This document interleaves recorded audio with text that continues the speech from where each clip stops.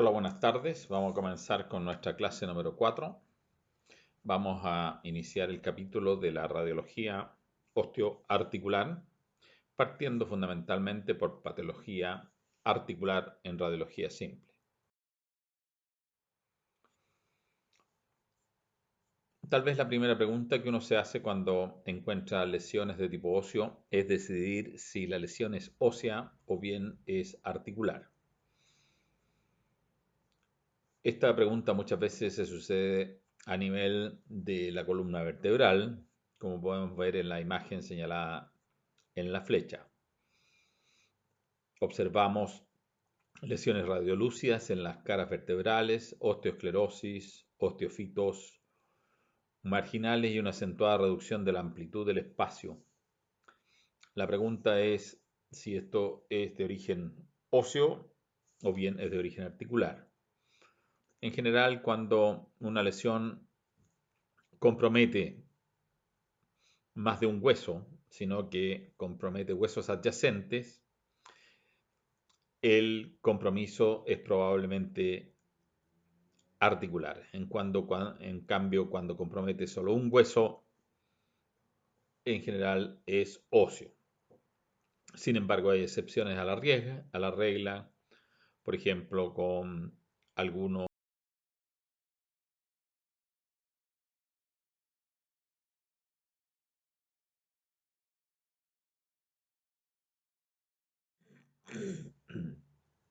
tal vez la patología más frecuente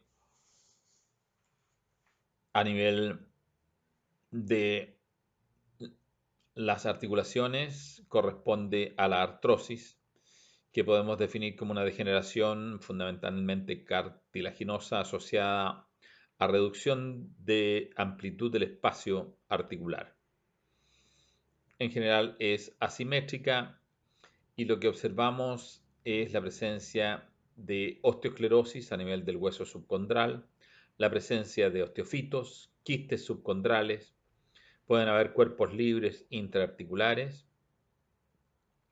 Fundamentalmente la artrosis compromete las caderas, manos, columna y rodillas. Cuando compromete las manos, el compromiso en general es interfalángico distal y trapecio metacarpiano. Cuando hay compromiso entre articulación trapecio metacarpiana, lo llamamos risartrosis. Generalmente se asocia a aumento de volumen de las partes blandas de las articulaciones comprometidas, por ejemplo, a nivel interfalángico distal pueden haber nódulos de Heberden.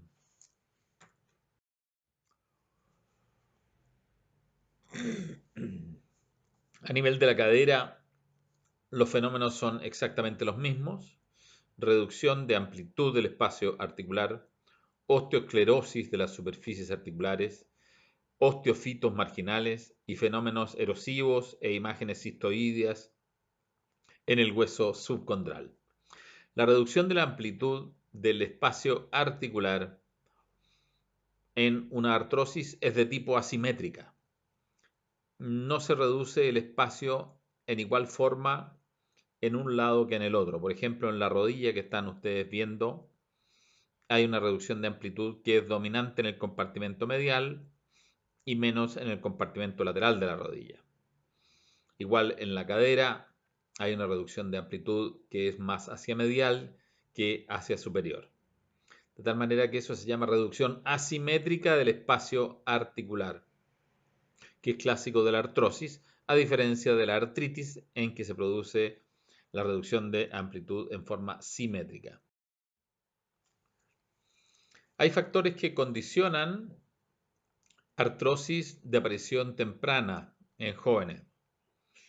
Algunas son las patologías previas, por ejemplo, las más clásicas son dos: la necrosis avascular de la cabeza femoral o enfermedad de Pertes o de Legg-Pertes-Calvé, y la epifisiolisis, que corresponde al deslizamiento de la epífisis sobre la línea metafisiaria.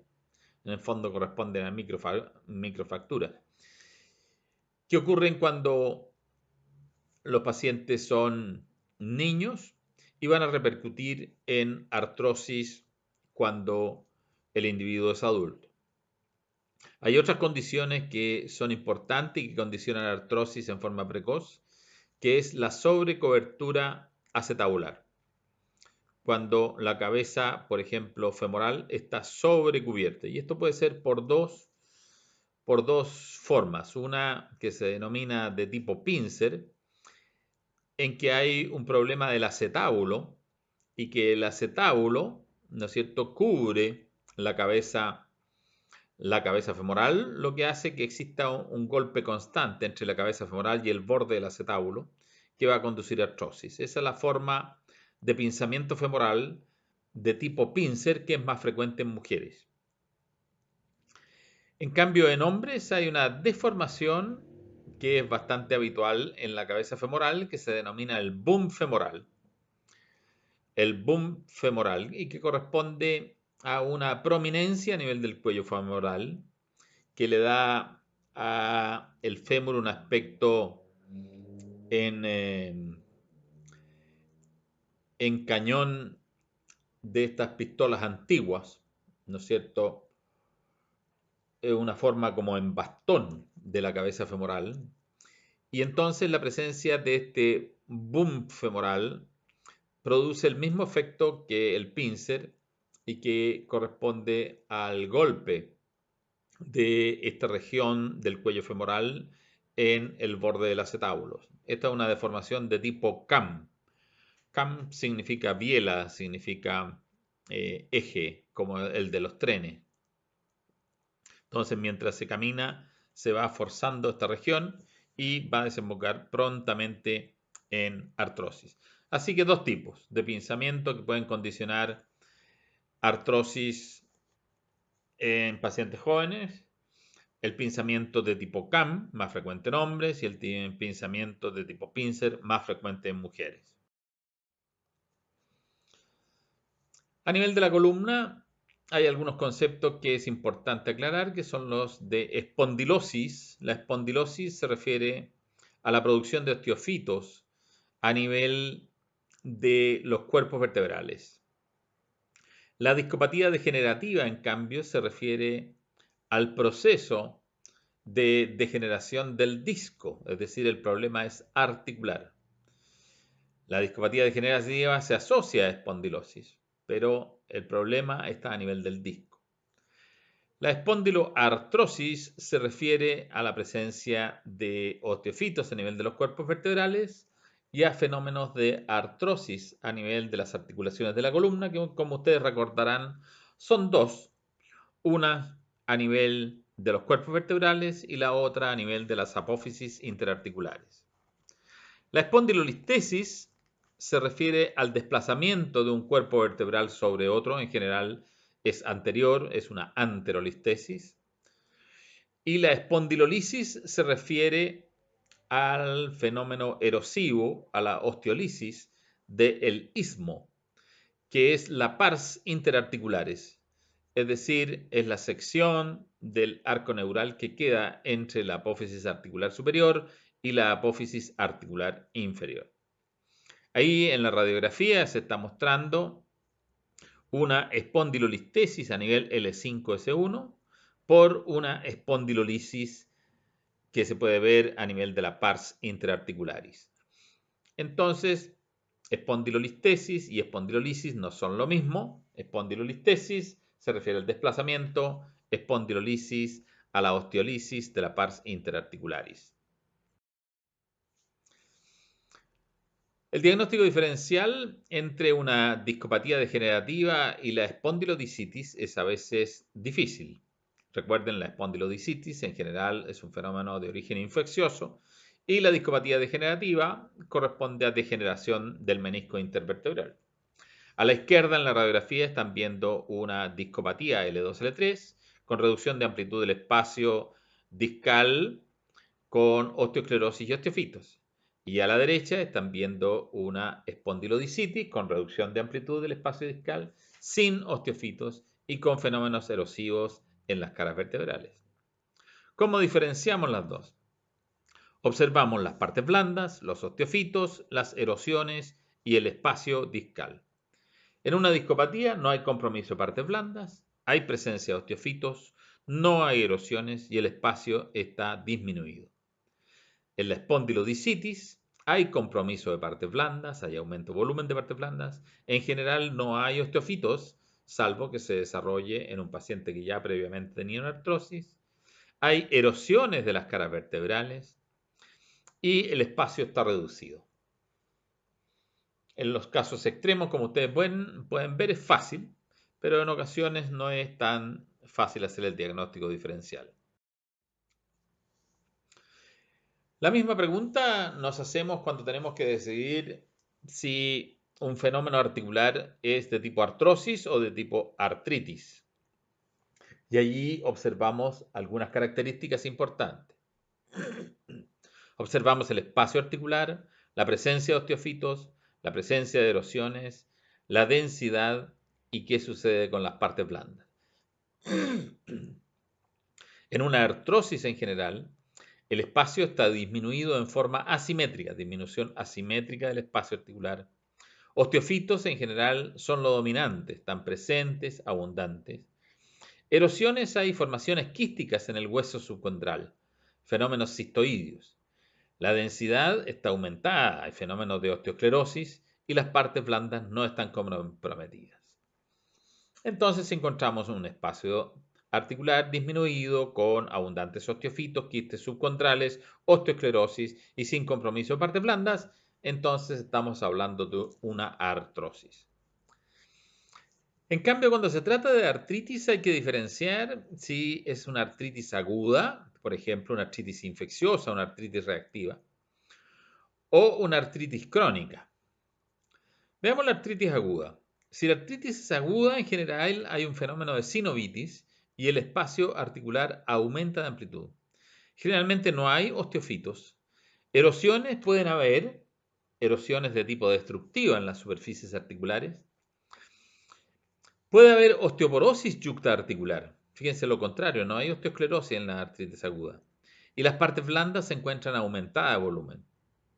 Entonces, un espacio articular aumentado, sin osteofito, con erosiones, osteoporosis yuctaarticular y aumento de volumen de partes blandas, nos orienta hacia artritis aguda.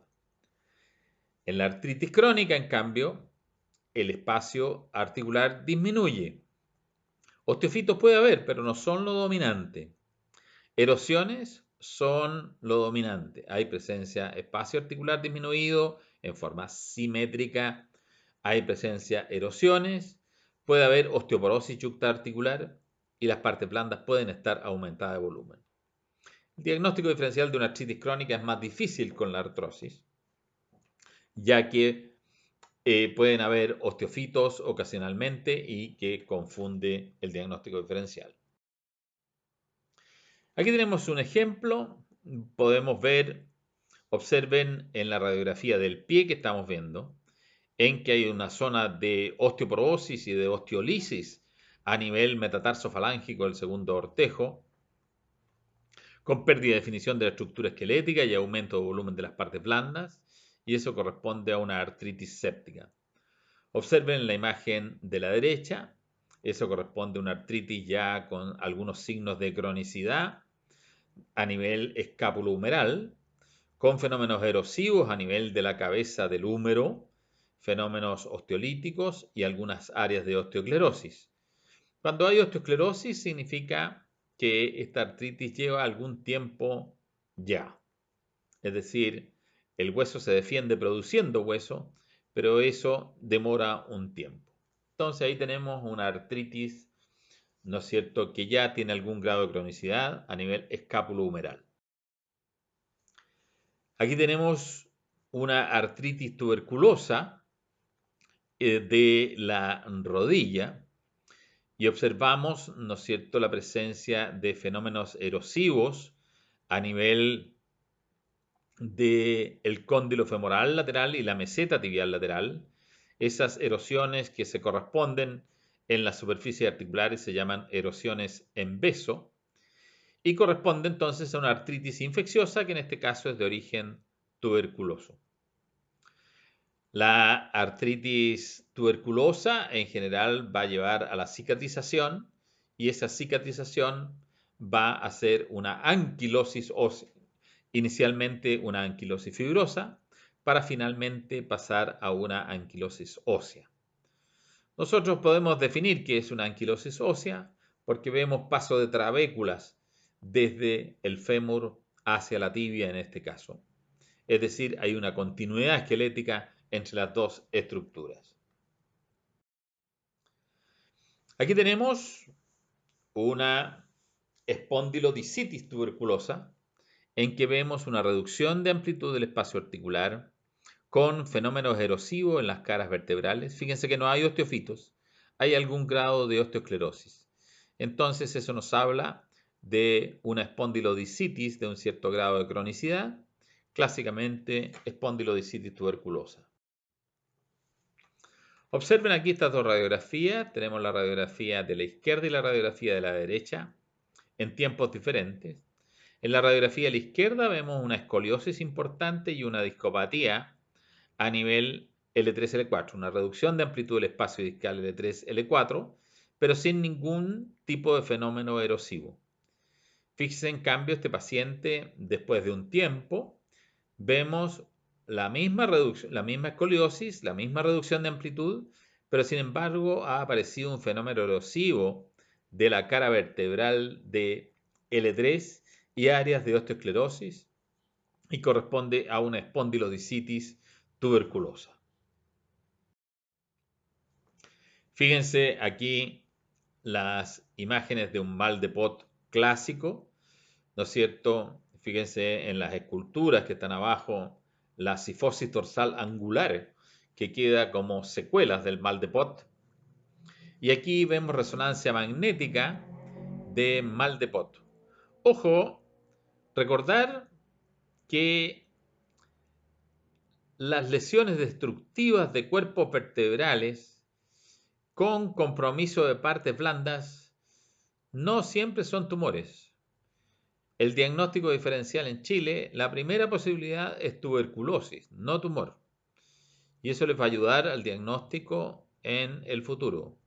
Fenómeno destructivo de cuerpos vertebrales, sobre todo si son adyacentes, con aumento de volumen de las partes blandas, asociado corresponde a mal de Pot, a una espondilodicitis tuberculosa con un absceso frío a nivel de las partes blandas.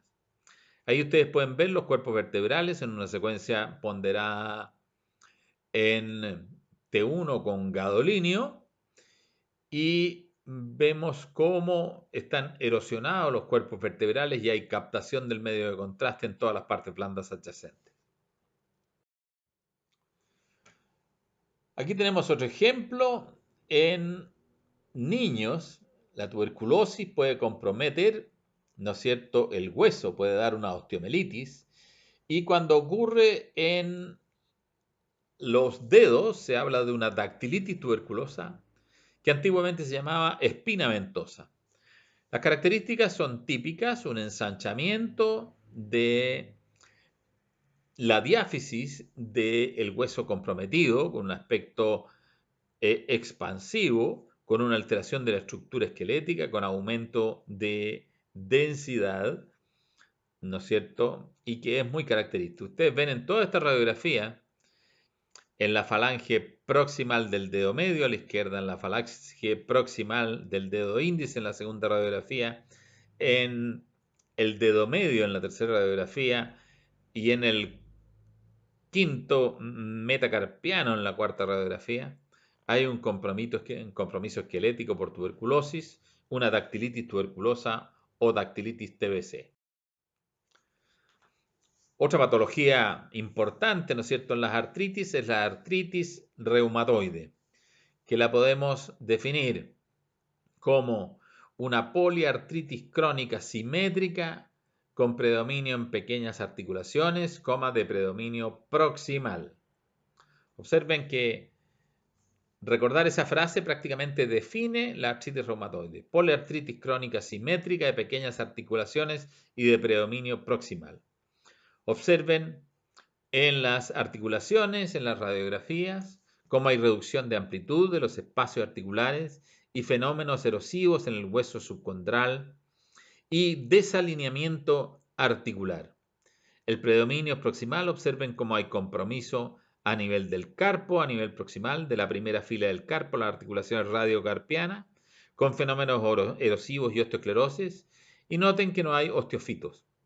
Eso corresponde a artritis reumatoide. En la resonancia magnética, en la imagen de arriba potenciada en T1, observamos el aumento de volumen de las partes blandas, ¿no es cierto? La presencia de una sinovitis a nivel del carpo, los fenómenos erosivos a nivel de la estructura esquelética, y en la imagen que está ponderada en T2 abajo, el agua brilla y observamos la presencia de líquido y edema a nivel de la sinovial y de la estructura esquelética. Estas son las manos características de una artritis reumatoide en etapa avanzada, donde podemos ver, ¿no es cierto?, las famosas manos en ráfaga ¿no es cierto?, a nivel interfalángico proximal y metacarpofalángico con importante desalineamiento articular metacarpofalángico. Aquí tenemos otro ejemplo donde observamos el compromiso a nivel de las articulaciones metacarpofalángicos, fenómenos cistoideos a nivel del borde radial de la cabeza de los metacarpianos, y además hay compromiso interfalángico proximal. Recuerden que la artritis reumatoide no necesariamente compromete solo pequeñas articulaciones, sino que puede comprometer la articulación atlas-axis con subluxación atlas-axis, puede comprometer las articulaciones de los pies y también puede comprometer las grandes articulaciones como articulaciones de la rodilla. Los fenómenos son similares: reducción de amplitud del espacio articular de tipo simétrico, fenómenos erosivos en el hueso subcondral, aumento de volumen de las partes blandas asociados por la presencia de sinovitis y la formación del panus invasivo que va a producir erosiones en el hueso subcondral. Aquí tenemos una artritis reumatoide juvenil, solo para mostrar los mismos efectos en general en los jóvenes. Son niños, también llamada enfermedad de Still, y que vemos los mismos fenómenos que en la artritis reumatoide del adulto, pero en niños. Y muchas veces hay compromiso de la articulación atlas-axis y de la articulación temporomandibular. Otra artritis que debemos conocer es la artritis psoriática, que es una poliartritis crónica asimétrica de pequeñas articulaciones. ¿Se fijaron la diferencia con la artritis reumatoide? La artritis reumatoide es una poliartritis crónica simétrica de pequeñas articulaciones con compromiso proximal. La artritis psoriática, en cambio, es asimétrica, pero también compromete pequeñas articulaciones.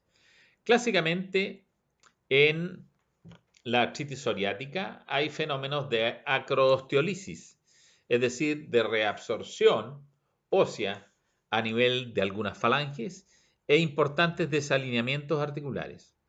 Observen aquí en esta radiografía cómo hay un desalineamiento articular importante a nivel del primer dedo en ambas manos con subluxaciones interfalángicas distales. También en el tercer dedo de la mano izquierda hay subluxación distal. Hay osteosclerosis, fenómenos erosivos, reducción de amplitud de los espacios comprometidos. Pero noten ustedes la asimetría del proceso.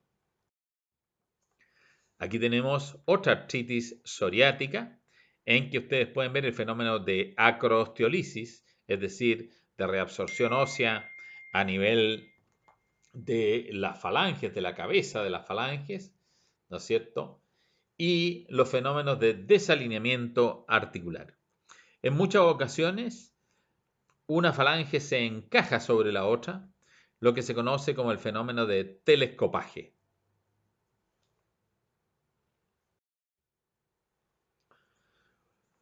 Las artritis seronegativas son, ¿no es cierto?, la espondiloartritis anquilosante, la artritis psoriática, las artritis reactivas y aquellas que son asociadas, ¿no es cierto?, a enfermedades inflamatorias intestinales. La más conocida, la espondioartritis anquilosante, es una pelviespondilopatía seronegativa que se caracteriza por una sacroileitis crónica, por la presencia de sindesmofitos, cuadratura de los cuerpos vertebrales, para terminar en una columna muy característica que llamamos la columna en caña de bambú. Observen los sindesmofitos. Los sindesmofitos, a diferencia de los osteofitos, su eje dominante es vertical y tienden a dirigirse hacia los cuerpos vertebrales o superiores o inferiores, mientras que los osteofitos tienen un crecimiento lateral y mucho más osteosclerótico. Aquí, en cambio, se forman sindesmofitos y los cuerpos vertebrales adoptan un aspecto más cuadrado por sus bordes más definidos, sus esquinas más definidas, y se asocia a fenómenos de sacroileitis. En la radiografía de abajo a la izquierda observamos osteosclerosis de las articulaciones sacroiliacas con elementos erosivos a nivel de las superficies articulares y corresponde entonces a una sacroileitis. En la radiografía del medio hay una columna en caña de bambú y hay una anquilosis ósea a nivel sacroiliaco a consecuencia de la sacroileitis crónica. Aquí tenemos una artritis reactiva, clásicamente, ¿no es cierto?, antiguamente se llamaba Reiter, se le quitó ese nombre, ¿no es cierto?, actualmente se llama artritis reactiva seronegativa y se caracteriza por uretritis, conjuntivitis y artritis. Las tres características fundamentales.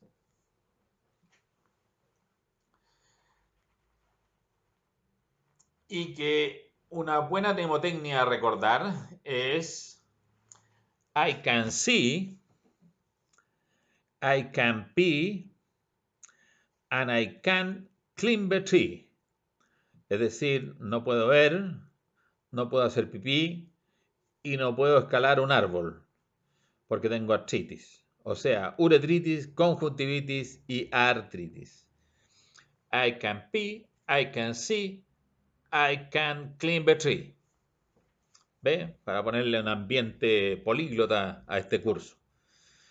Observemos una artritis seronegativa, ¿no es cierto?, ex-Reiter, que tiene característicamente abundantes sindesmofitos a nivel de los cuerpos vertebrales.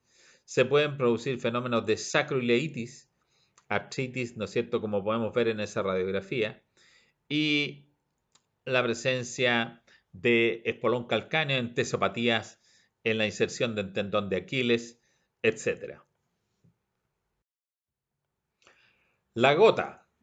La gota, ¿no es cierto?, por exceso de ácido úrico, ¿no es cierto?, se producen depósitos de ácido úrico en las articulaciones, que es muy destructivo a nivel de las articulaciones, por lo tanto da un compromiso articular muy intenso con fenómenos erosivos e importantísimo aumento de volumen de partes blandas por depósito de ácido úrico, formando lo que conocemos como tofos.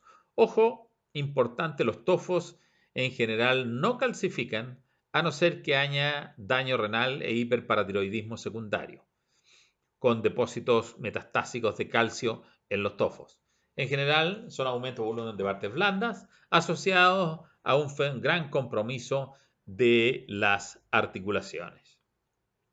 Como se pueden ver, clásicamente la articulación más comprometida y típica es el hallux, como podemos ver en la radiografía del pie de abajo, en que hay aumento importante de partes blandas y en este caso tenemos un tofo calcificado. La pseudogota, recuerden ustedes, es la artropatía por depósito de cristales de pirofosfato, que clásicamente va a aparecer como fenómenos de artrosis, pero asociados a abundantes calcificaciones cartilaginosas, en particular calcificaciones capsulares y calcificaciones a nivel de los meniscos intervertebrales. La hemofilia también puede dar un compromiso importante a nivel intraarticular porque la presencia de sangre produce fenómenos erosivos a nivel de las superficies articulares. En hemofilia se usa la clasificación de Arnold-Hill-Gardner, pasando por un estado 0 en que la articulación es normal, un estado 1 en que podemos observar el hueso normal pero aumento volumen de las partes blandas, un estado 2 que se caracteriza por osteoporosis y sobrecrecimiento de las epífisis, un estado 3 en que aparecen quistes subcontrales y característica cuadratura de la rótula. Observen la radiografía de abajo a la izquierda en que la rótula aparece deformada con un aspecto cuadrado y que corresponde a la cuadratura de la rótula clásico de la hemofilia. El estado 4 corresponde a lo mismo que encontramos en el estado 3, pero además tenemos reducción de amplitud del espacio articular y en el estado 5 podemos obtener desaparición del espacio articular, contractura fibrosa, anquilosis fibrosa y anquilosis ósea a la larga. Otra patología que es importante conocer es la esclerodermia.